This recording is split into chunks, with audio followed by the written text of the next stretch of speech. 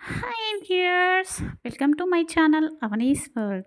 శ్రీ పరాభవ నామ సంవత్సరం ఉత్తరాయణం వసంత ఋతువు వైశాఖ మాసం కృష్ణపక్షం దశమి తదుపరి ఏకాదశి గడియలు వస్తున్నాయండి. ఇక ఈరోజు మనం జపించవలసిన నామం ఓం సంకటమోచనాయ నమః. ఓం సంకటమోచనాయ నమః. ఓం సంకటమోచనాయ నమః. ఈరోజు ఈ నామాన్ని ఎవరైతే 108 సార్లు జపిస్తారో వారు ఎవరైనా కూడా విపరీత కష్టాలు ఉన్నా, బాధలు ఉన్నా, ఇబ్బందులు ఉన్నా, ఎవరు మన కష్టాన్ని తీర్చలేదు, ఇక నాకు దిక్కు లేదు అని కన్నీళ్లు కార్చుతున్న వారు కూడా ఈ నామాన్ని జపించినట్లయితే మీరు ఈ నామం జపించే లోపే దాని నుంచి విముక్తి కలుగుతుంది. సంకటమోచన అన్న నామం ఆంజనేయ నామము. ఈ నామం ఏ విధంగా వచ్చింది అంటే, సీతామాత అపహరణకు గురైనప్పుడు అశోక వృక్షం కింద విపరీత బాధతో ఏడుస్తున్నప్పుడు, కష్టంలో చిక్కుకున్నప్పుడు ఆంజనేయ స్వామి సీతమ్మ తల్లికి కనిపించి శ్రీరామదూతగా పరిచయం చేసుకొని ఆ అమ్మవారి యొక్క కష్టాన్ని, బాధను తొలగించాడు. కాబట్టి స్వామికి ఈ నామం వచ్చింది. ఇక ఈరోజు మనము హనుమాన్ జన్మరహస్యం గురించి తెలుసుకుందాం. అందరికీ తెలుసు, మహావిష్ణువు యొక్క దశావతారాలు. ఎప్పుడైతే మహావిష్ణువు ఒక అవతారం నుంచి ఇంకొక అవతారానికి వెళ్తూ ఉంటారో అప్పుడు మనకి తెలుసు హరిహరులు ఇద్దరు వేరు కాదని. అంటే శివుడు విష్ణువే, విష్ణువు శివుడే. శివాయ విష్ణు రూపాయ విష్ణు రూపవే శివాయ నమః అనే మనకి మంత్రం కూడా, శ్లోకం కూడా ఉంది అండి. సో హరిహరులు ఇద్దరు వేరు కాదు. ఎప్పుడు కూడా విష్ణువుకు తోడుగా పరమేశ్వరుడు ఉంటాడు అన్నమాట. ఎప్పుడైతే తను ఒక అవతారం నుంచి అవతారం చాలించి ఇంకొక అవతారం ఎత్తుతూ ఉంటాడో అప్పుడు పరమశివుడు ఏదో ఒక రకంగా తన పక్కనే ఉండి ఆ కష్టాలకు సహాయంగా చేస్తూ ఉంటాడు. అదేవిధంగా రామావతారం వచ్చినప్పుడు రామావతారంలో కూడా మనం ఏదైనా ఒకటి మనం ఆనందంగా తోడుగా ఉండాలి అని చెప్పేసి పార్వతీ పరమేశ్వరులు నిర్ణయించుకొని భూమికి రావాలి అని చెప్పేసి అనుకుంటారు. అదేవిధంగా ఇంకా భూమికి వస్తారు. వచ్చిన తర్వాత వారు ప్రకృతిలో 2 కోతులను చూస్తారు. అవి చాలా ప్రేమగా ఆడుకుంటూ ఉంటాయి. ఇక ప్రకృతిలో ఉన్న ఆనందాన్ని ఆస్వాదించాలి అంటే మనం కూడా అదే విధంగా అవ్వాలి అని చెప్పేసి కోతులుగా మారిపోతాయి.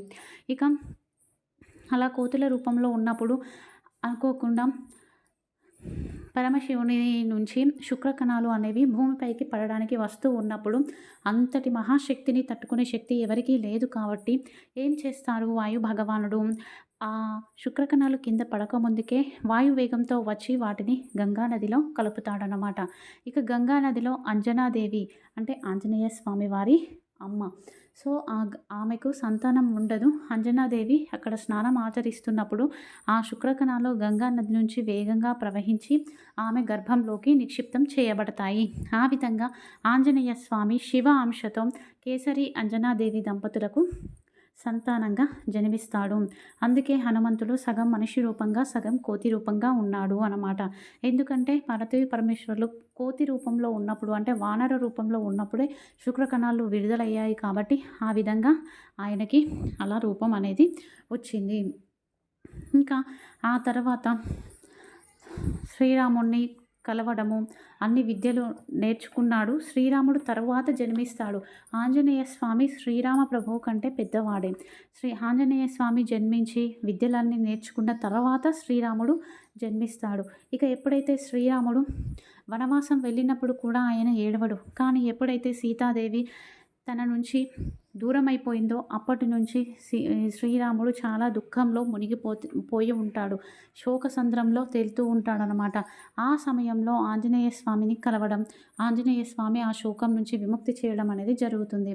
ఇక అక్కడి నుంచి లంకకు వెళ్ళడం, లంకకు వెళ్ళి సీతాదేవిని కలవడం, అమ్మవారికి రామదూతనని పరిచయం చేసుకొని శ్రీరాముని అంగుళీయకాన్ని చూపించడం.